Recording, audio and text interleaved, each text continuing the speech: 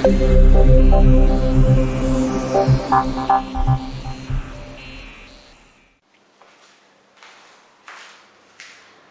students. So in the last lecture we had discussed about work, power and different units of work and power. Today we will start the next topic, which is actually energy, different forms of energy and the transformation of energy from one form to another form. So what is right now, if we try to define what is actually energy or the definition of energy, so it is very simple. According to the theoretical definition, it provides an ability to do work, or energy is the capacity to do work. But what is the meaning of this statement? If we want to understand the actual meaning of this statement or the actual significance of this definition, so we need to take an example for this. Let's talk about this coil. This coil is pushing the block in a particular direction and he is applying a force, and the block has been displaced by a displacement S. So ultimately the work which is done by the coil is actually F into S cos theta is 1 for the same direction. So if I say that everything has a source of production, if we are talking about the work is done or work is being done, so who is the source of this work done? So it says that the source of this work done is the person or that boy. But if that person is having some kind of a work already inside it, but we have discussed it already that work is only done if there is a displacement. So before starting this displacement or before pushing this block, what was the form of this work done, which was actually present inside the boil? So ultimately you can't say the work is stored in the boil, because it can't be stored. Work is a mechanical form. Work is a form in which there must be a displacement. So if you are telling me that sir, boil is the source of this work done, so if I talk about this particular physical quantity work, it was earlier present inside the boil. It has been shifted from the boil to the box. So in that boil, work was stored in what form? We need to understand this. So that form is called energy, which was present inside the boil, and that energy has been transformed in the form of work. So that's why I always say that the energy and work, these are just two opposite faces of the same coin. You can transform energy into work and back work into energy also. I will discuss this thing later. Right now we are focusing on this. Okay, it means the boy was having energy, and in the form of, we can say, biochemical form. So you must have studied this thing in terms of ATP and ADP, adenosine triphosphate and diphosphates. So you know about this biochemical reaction mechanism. So the energy was stored in that form, or chemical energy you can say, and that chemical energy is being transformed into the form of work. So that's why we say that the energy is the capacity to do work. So ultimately energy is being transformed in the form of work. So that is the definition of energy: capacity to do work. You can transform energy into work, and you can transform work back to energy ultimately. So now let's talk about different forms of energy. So if we try to classify on a major level the two forms of energy, there will be first the mechanical form of energy, and second is electromagnetic energy form. This is a major categorization. So what is the mechanical form of energy? Whenever you are talking about energy possessed by a body due to its state of rest or motion, means there is a mechanical we can say the source due to the mechanical impact of the body. Mechanical impact means the state of rest or state of motion, or we can say even types of motion. So at that time you will say these are the mechanical forms of energy, like kinetic energy and potential energy. So we can say kinetic energy and potential energy are the types of are the types of mechanical forms of energy, right? Or we should write it here. What is the meaning of mechanical form? Possessed by a body due to its state of rest or motion. State of rest or motion. This thing. This kind of energy is simply called mechanical form. Electromagnetic energies are different. It's a wave form of energy and not sound wave like. We will discuss about the electromagnetic energies later in the upcoming chapters. Right now, let me tell you a few examples so you can get the idea about electromagnetic energy forms. Like visible light is a packet of multiple electromagnetic energy. Visible light. In the same way, ultraviolet rays, in the same way, heat waves, or we can simply call it heat energy, in the form of X-rays, all of these are electromagnetic energies. Fine. So, right now in this chapter, we will discuss about the mechanical forms only, kinetic energy and the potential energy. So, our next topic would be the kinetic energy and its mathematical interpretation. Okay.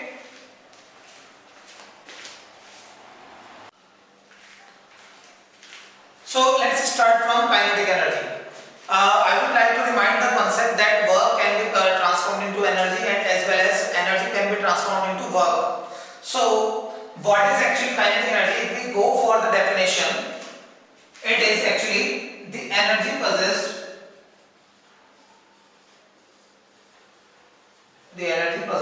by a body due to its state of motion.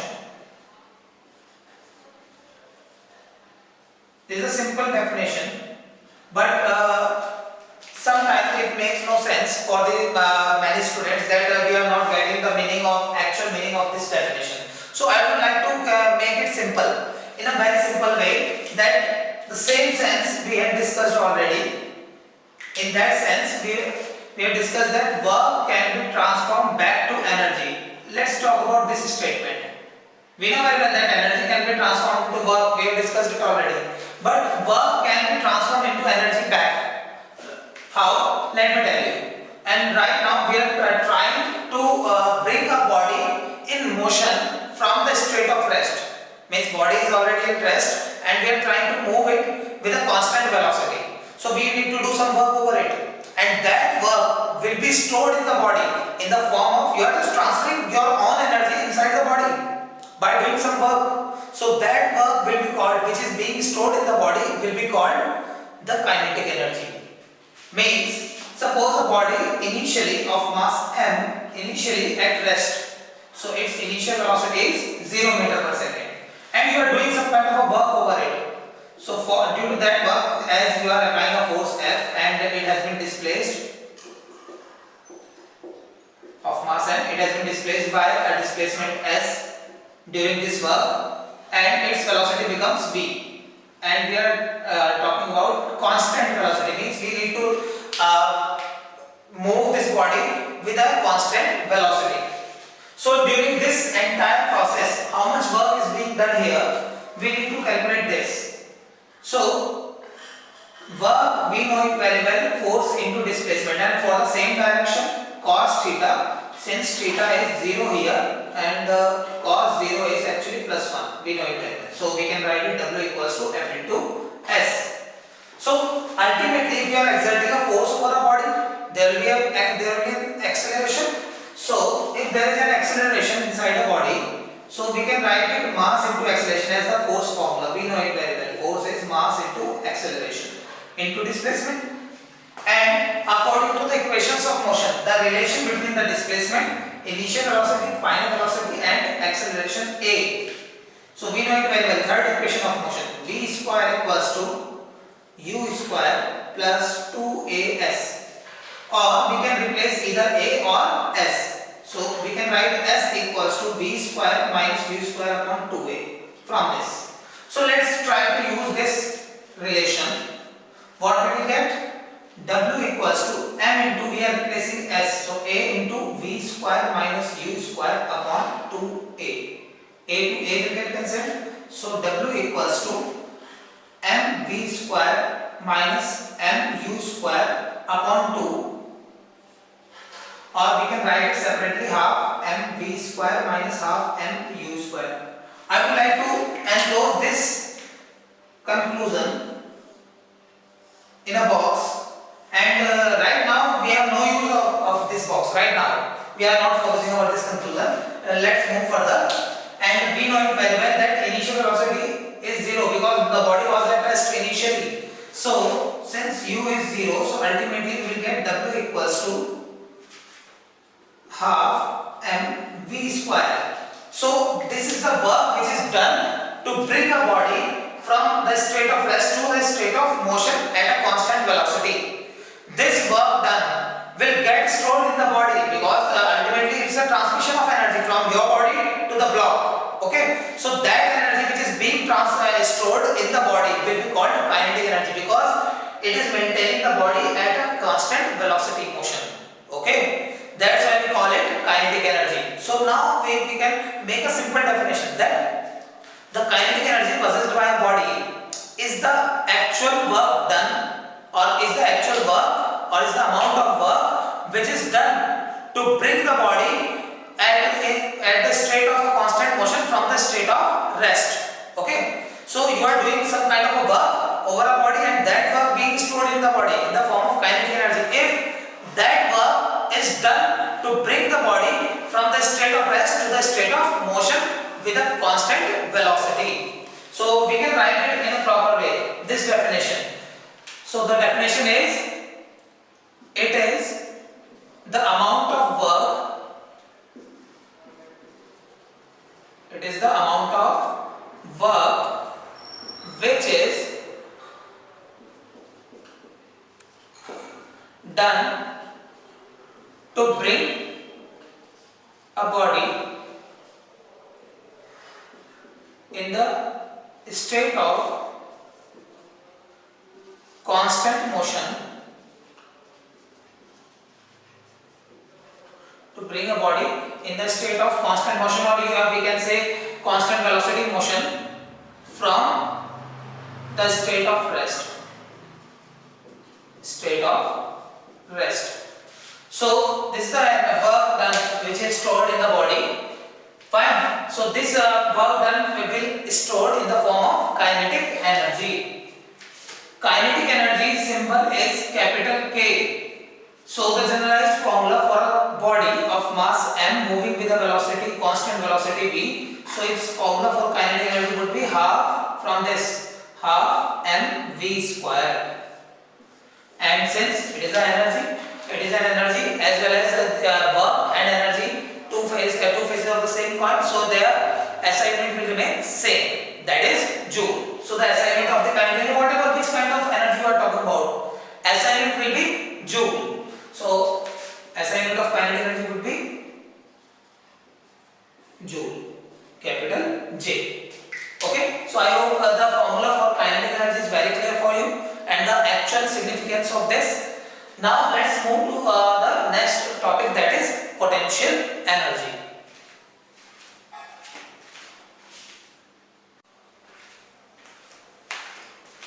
So now let's discuss about the next form of energy, mechanical form of energy, that is potential energy. Before starting the concept potential energy, first we need to understand the meaning of potential. As in real life we say that the student is having a potential to study mathematics in a better way, or that student is having a potential in cricket. So what is the meaning of potential? So if we go psychologically, so the meaning of potential is to maintain a pace in a particular task against the all odds. This is called the high potential in that task. For an example, a student is a high potential in cricket. It means he can play better in cricket. He can play this game in a very better way against the all odds, against the all difficult bowling, or against the all difficult batting. He can play better as a bowler or a batsman. So this is called the meaning of potential.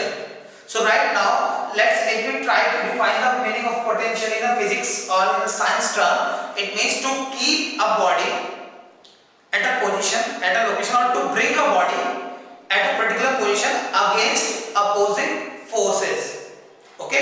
more than one or more than one forces we are talking about. So if you are bringing something against a force, or you are keeping something at a particular point against a force, so you need to do some kind of a work. Obviously, a work is always done against a force. So you are doing some kind of a work against a force, and that work will get stored in the body in the form of potential energy. It depends on the opposing force. Means if you are talking about against electric force, you are moving a charge, so it will be stored in the form of electric potential energy. If you are keeping a body against gravitational force, simply if I am just keeping this thing on my palm, we can say at my palm, so we can just doing some kind of a work against gravitational force. So that work will be stored in the form of potential energy, which is called gravitational potential energy. So basically, what is potential energy? It is the amount of work which is done to bring a body or to keep a body at a particular position against a force, right? So it is a universal definition. There are different forms and different formulations for potential energy. If you are doing this work against a gravitational force, it will be called gravitational potential energy. If you are doing this work against electric force, that will be stored in the form of electric potential energy. If you are doing this against, we can say, elastic force of a spring, or restoring force of a spring or a rubber band, we will say elastic potential energy. So for different forces, there will be different formulations for potential energy. So simply the general definition is the energy possessed by a body, the energy possessed by a body due to its state of rest, due to its state of rest, or due to its position, size or shape, that energy is called potential energy. Why are we talking about size and shape? Obviously, if you are trying to compress a foam piece, so you are doing some kind of work against its restoring force, so you are changing its size, you are changing its shape, so still it's a form of elastic potential energy. That's why. So potential energy. So ultimately, if you want to find out its formula, so first thing, for the opposing force, its formula, for different opposing forces, its formula would be different. So if we want to make a universal definition, it would be the work which is done, the work which is done to bring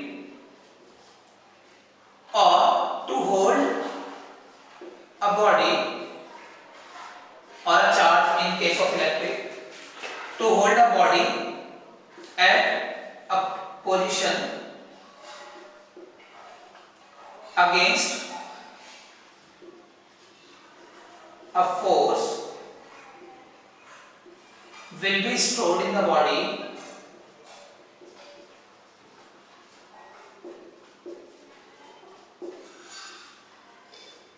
in the form of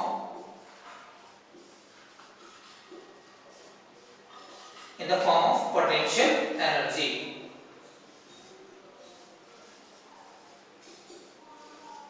In the form of potential energy. Okay. So now we know very well about the meaning of potential energy, and we can classify even potential energy in different forms according to the opposing forces.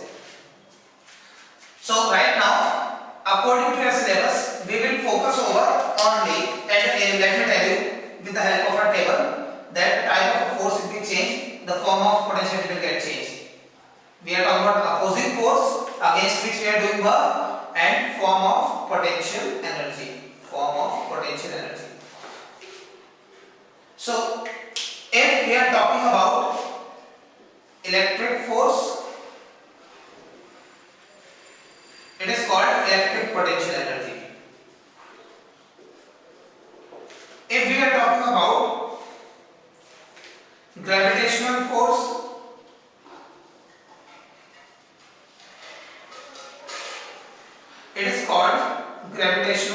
potential energy.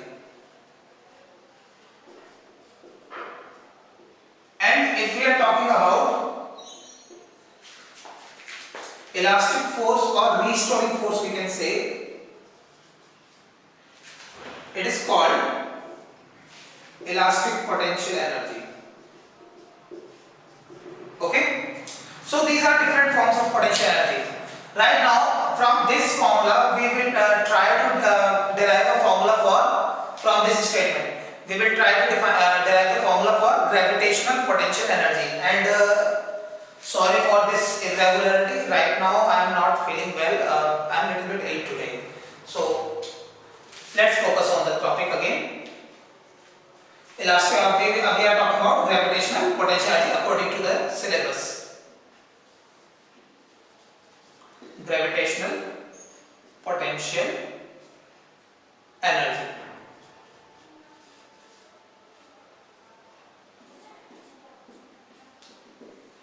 So we are trying to move a body against gravitational force, or we are trying to hold a body against gravitational force at a particular height.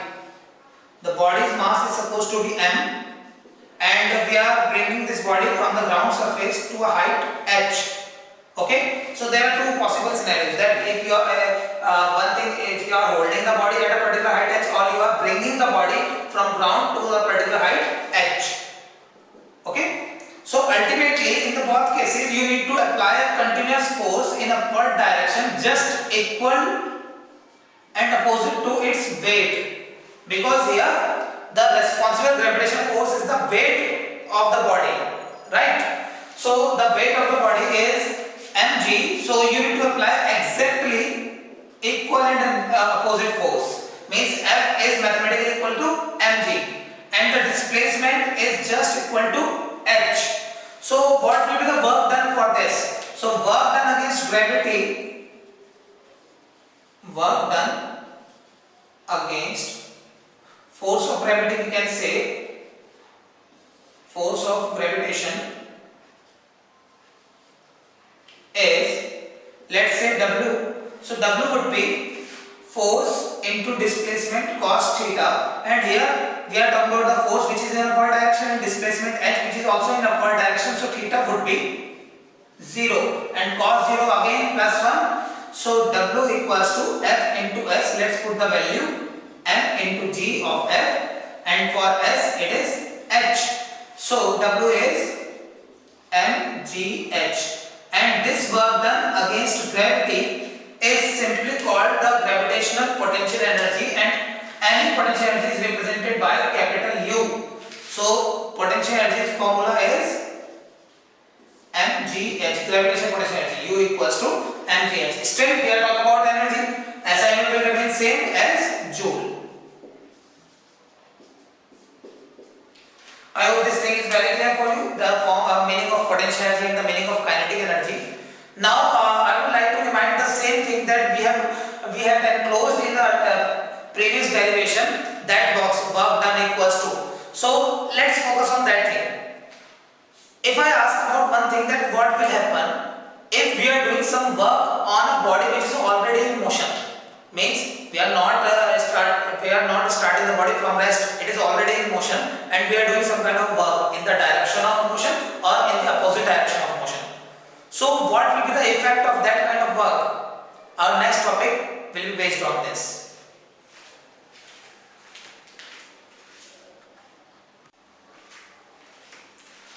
So let's discuss about the situation that a body which is already in motion, body of mass m and moving with the initial velocity u, and you have done some kind of work over it in the same direction as the motion. Due to ultimately, if you are doing some kind of work, so there must be a force acting on the body, and if the direction of force is the same as the direction of motion, so there must be a positive acceleration. So there will be a change in velocity, it has become v, and during this change the body has been displaced by s. So what will be the effect of this work done on the body? Let's talk about this. Its initial position, let's say A, and the final position B. So we need to find out the work done.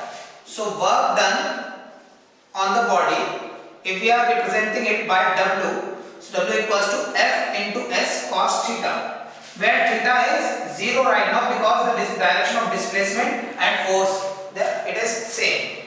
So cos 0 is actually plus 1, so W equals to F into S simply, and if the force is just in opposite direction that of the displacement, so ultimately theta would become 180 and cos 180 will become minus 1, so negative work done is a kind of. So F into S, let's put the value of F, mass into acceleration into displacement S, again from third equation of motion we know the relation between them. V square equals to U square plus 2AS, or you can replace either A or S. So S equals to V square minus U square upon 2A. Let's put the value. So what we will get? W equals to M into A into V square minus U square upon 2A. As same as the previous kinetic energy derivation. A to A will get cancelled. So W equals to, we can write half mv square minus half mu square, as you can see, and the same thing we had enclosed in the last derivation. So what is the difference here right now? Actually we are not bringing the body in the motion from the state of rest. We are just doing some kind of a work over a body which is already in motion. So in that situation there will be different kinetic energies, because there is a change in velocity, and we know it very well that the generalized formula for kinetic energy K equals to half mv square for the moment when the body of mass m is moving with a velocity v. So there is a change in velocity, so there will be change in kinetic energy also. So if I say at this moment the kinetic energy is called initial Ki, at this moment the kinetic energy is called the final kinetic energy Kf, we can call it Ki as initial kinetic energy, and it would be according to the formula half mu square. You know it very well because at this moment velocity is u. Final kinetic energy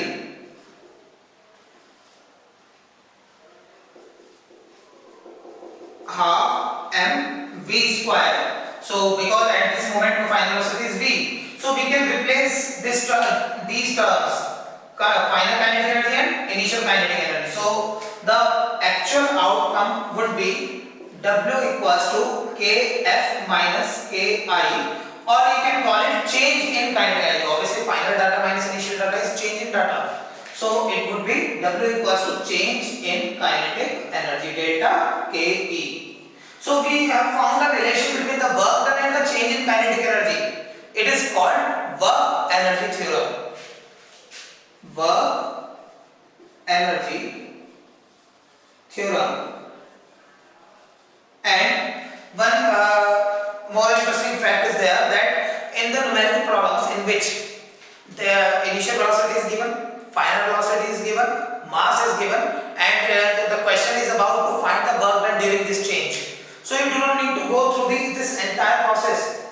What you need to do, simply find initial kinetic energy and final kinetic energy from the formula, and just difference between them or the change in the kinetic energy. That will be the value of work done during that change. Fine. So it will be helpful for such numerical problems. And one more interesting fact is there that according to the law of conservation of energy, if we are talking about an enclosed system, means some kind of a closed system, the total energy of the system will remain same. And even if we are talking about the different components of the system, suppose we are talking about this closed system which is having three components A, B, C, and they are having different energies. Suppose it is having 100 joule of energy in the form of kinetic or potential, it doesn't matter at all. 100 joule, it is having an energy of 200 joule, and it is having an energy of, suppose for an example, 300 joule. So total energy is of the system, let's say it is a system. For this system the total energy is 300 and 300, 600 joule total energy. So according to the law of conservation of energy, the total energy of the system will remain same or conserved during any change inside the system. Means it doesn't matter that they are components, 3 components, 4, or suppose for an example, this component or this B component gets disintegrated into 2 different components. So now there are total 4 components, but still total energy of the system will remain same. This is known as the law of conservation of energy, and it will be useful to understand the numerical problems based on it. Like if you have compressed a spring and you are holding it in the compressed state, so your work done which you have done to compress it has been stored in the form of potential energy in the spring, and as soon as you leave it, it will its potential energy will transformed or will get transformed in the form of kinetic energy. For an example, so I hope it is very clear for you and you have understood this thing. Now this work and theorem, it is actually very important as we talk about your board examination. It is a very important concept, and you must get a command over this. Let's talk about this situation. For an example, we have a spring and it is in right now compressed state on a wooden block.